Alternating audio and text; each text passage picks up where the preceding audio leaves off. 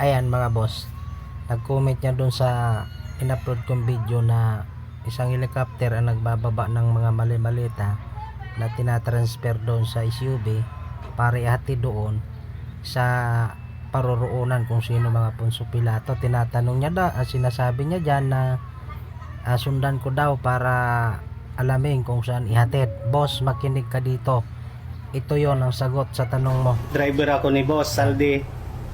So ako yung laging isa na nagdi-deliver sa kanila.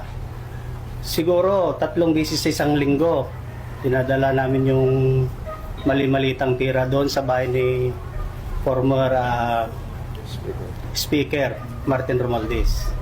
Nakapag-deliver din ako doon sa Guado. Nakapag-deliver din ako doon sa bahay ni Stella Kimbo. Nakapag-deliver din po ako doon sa bahay ni former Senator Trillanes. So ngayon boss, alam mo na kung kanino dineliver. Driver na ni dating congressman na Saldico ang nagsalita kung kanino niya dinideliver yung nabanggit mong malitang pera. Yung tinatanong mo kung saan dinideliver.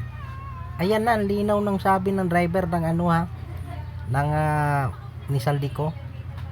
So tama nga talaga ang sinasabi dito ni Saldico, ni Romualdez, lahat-lahat ng mga nakasaksi, lalo na yung 18 Marines. Totoo ang sinasabi nila. Kaya umanda na kayo.